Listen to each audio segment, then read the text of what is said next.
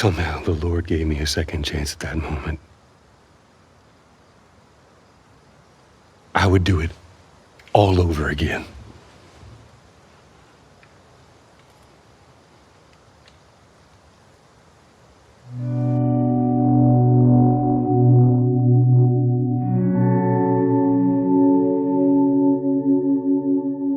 Sem sombra de dúvidas, The Last of Us é o jogo da minha vida, e quando eu descobri que iria sair uma continuação, eu fiquei muito feliz e com muito medo, porque não precisava, digamos assim, de uma continuação, porque o primeiro jogo é bem fechadinho. E hoje eu vou aqui conversar com vocês sobre como The Last of Us Part 2 é incrível e como as mensagens que ele passa pra nós é importante. Então, eu sou Nathan Gomes, sejam bem-vindos ao Natalantino, e vamos analisar The Last of Us Part 2.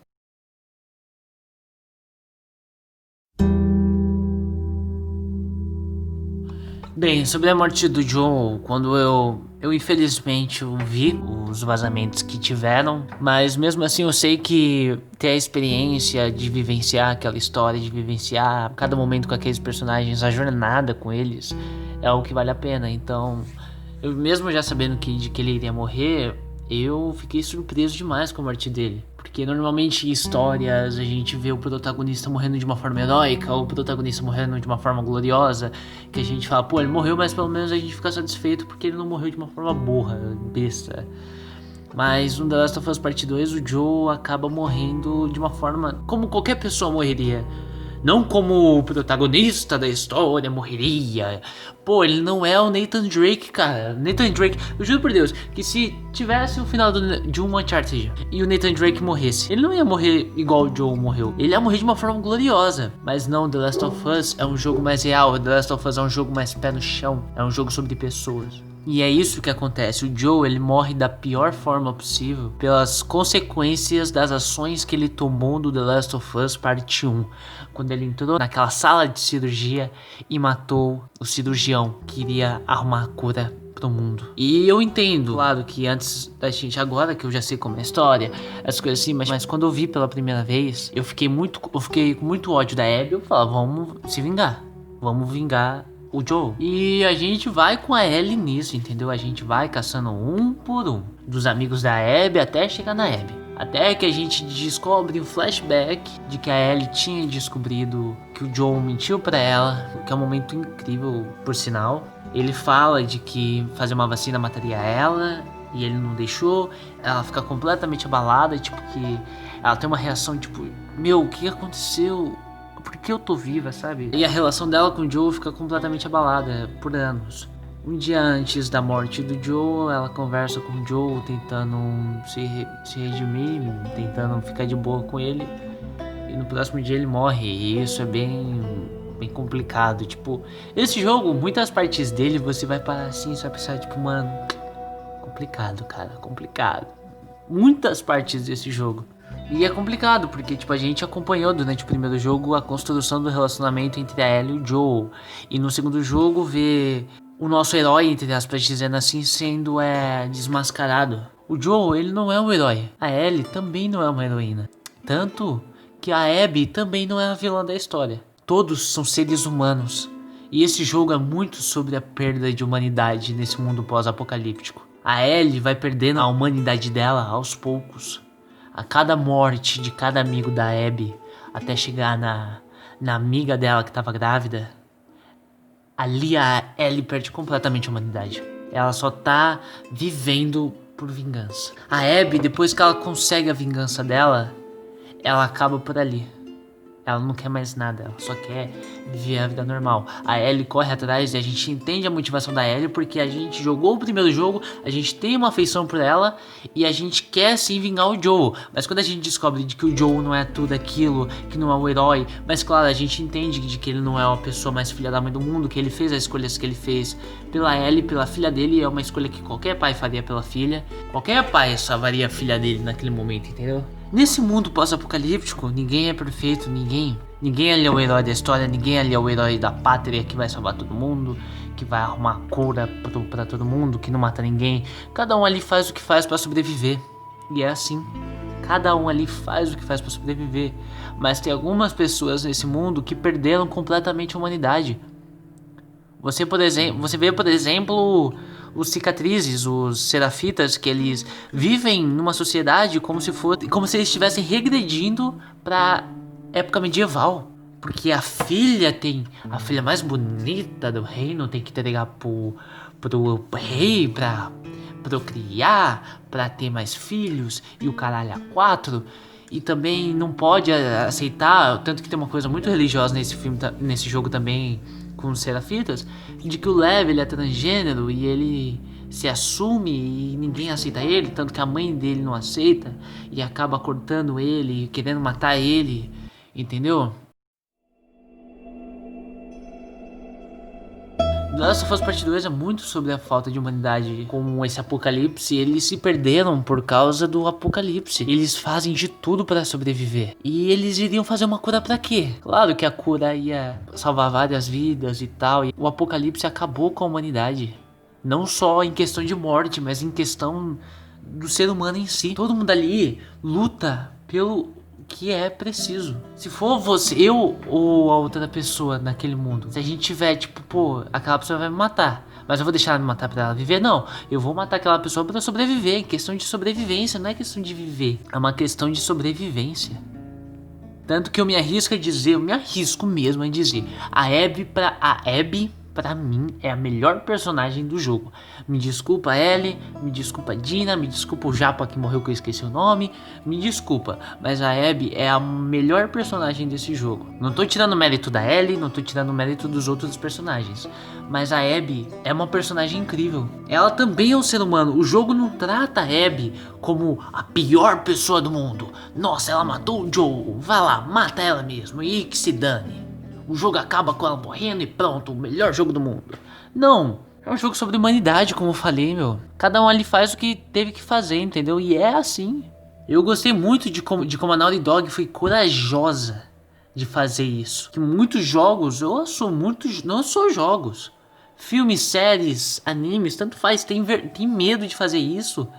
Com medo de perder audiência, com medo de perder público e com medo de se arriscar. A Naughty Dog fez uma coisa incrível. A Naughty Dog fez a gente se afeiçoar, a gente se importar de verdade com os personagens Joel e Ellie no primeiro The Last of Us, pra no segundo jogo pisar em cima. Eles pisam em cima mesmo. Eles falam, a gente mata o Joel, matou o Joel mesmo, a gente vai desconstruir. O Joel não é o herói, mas ele também não é a pior pessoa do mundo, porque ele fez tudo aquilo que ele fez por causa da Ellie.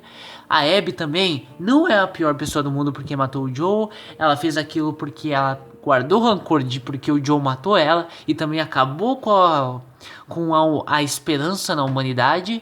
E também a Ellie, ela não é culpada por ter matado todo mundo. Ela não é a pior, ela não é a heroína só porque ela matou todo mundo para até chegar na Abby. Mas também, ela também não é a pior pessoa do mundo. Tanto que a gente vê que depois que a Ellie e a Dina quase morrem, que a Abby fala, eu não quero mais ver vocês na minha frente. Elas vão viver em uma fazenda. Ela, a Dina e o JJ vivem tranquilamente. Tem uma vida perfeita, vivem tranquilas, tem uns bichinhos lá pra cuidar, tem um JJ pra cuidar, se divertem, tem uma vida tranquila, uma vida de paz. Mas como existe aquele ditado, a calmaria vem antes da tempestade, o Tommy vai e chega e implanta a vingança de novo dentro da Ellie, sabe? Tipo, claro que ela ainda tava traumatizada, ela ainda tinha flashes do Joel morto, ela não conseguia dormir direito, não comia direito, mas mesmo assim ela tava aprendendo a seguir a vida normal. Mas aí o Tommy chega, fala, ô, tem uma pista aqui sobre a Abby. Ela tá lá pra praia, lá em Santa Bárbara. E ele implanta, a Ellie fala, eu não vou fazer isso, mano, esquece isso. E ele fala, mas você prometeu, nossa. E ela vai até Santa Bárbara. E se você parar pra perceber, a vingança fez cada um desses personagens perder alguma coisa. A Ellie perdeu a Dina e o JJ. Também perdeu o Jesse, porque ele se meteu junto nessa história com a Ellie. A Abby, ela perde os seus amigos. E o Tommy perdeu a Maria e perdeu um olho. O Tommy, nesse jogo, tanto que é uma metalinguagem até que interessante, ele perde um olho. E isso significa que ele ficou cego pela vingança. E é complicado, porque, tipo, esse jogo não é um jogo, eu não gostei mais ou menos, sabe? Tipo, é um jogo que você gosta ou não gosta. Não tem meio termo. Eu amei, de verdade. Eu não considero que seja melhor do que o primeiro. Pra mim o primeiro tem um lugar muito especial no meu coração, mas não é porque eu não acho que ele seja melhor que o primeiro que não tira o mérito dele ser uma obra-prima. The Last of Us Part 2 pra mim é uma obra-prima em questão de gameplay, em questão de história, em questão de personagens, em questão de mundo. Nenhum personagem ali é jogado, cada personagem é construído perfeitamente pra gente entender o seu ponto de vista. Você até pode ter não gostado do jogo, nada contra, é a sua opinião. Mas tipo, você não pode tirar o mérito de que ele sim é um jogo importante. É um jogo que se arriscou. A Naughty Dog se arriscou a fazer alguma coisa diferente com The Last of Us Part 2. Ela não fez como um Star Wars, né? Ela decidiu arriscar e acabou criando uma obra-prima.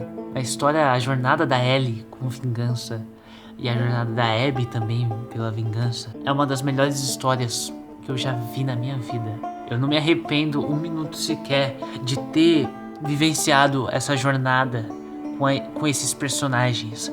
Pra mim, The Last of Us Part 2 não precisa de uma continuação. Pra mim, eu acho que nele encerra o arco do Joel e da Ellie. Pra mim é um arco fechadinho, 1 e o 2 e pronto.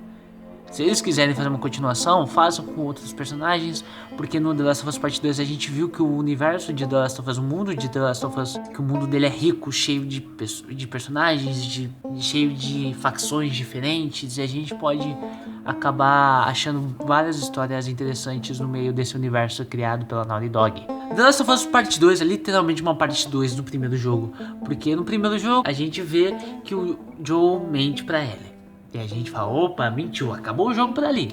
O segundo jogo se desenvolve bastante sobre essa mentira que o Joel contou pra Ellie. Eu queria agradecer a Naughty Dog por ter criado esse jogo incrível, ao Neil Druckmann e a todos os envolvidos na produção do jogo, por terem se arriscado, por terem criado uma história narrativa, uma história cinematográfica incrível com esse jogo. The Last of Us Part 2, ele fala sobre a humanidade, ele fala sobre aonde o ser humano pode chegar pela vingança. E de que isso não vai... E se você for fazer vingança, você não vai ganhar nada. Você não vai ganhar aquela pessoa perdida de volta. Você, pelo contrário, você vai perder. Assim como a Ellie perdeu a Dina, o JJ, perdeu o Jesse. E assim como a Abby perdeu os seus amigos. É um jogo com uma mensagem muito importante para todo mundo. Infelizmente, muitas pessoas não conseguiram entender qual é a mensagem que o jogo quis passar. Mas eu não posso dar outras palavras para esse jogo do que uma obra-prima. The Last of Us Part 2 é um jogo que subverte as suas expectativas e que faz isso muito bem. É um jogo que mostra de que a raiva, o ódio, a vingança não leva a lugar nenhum.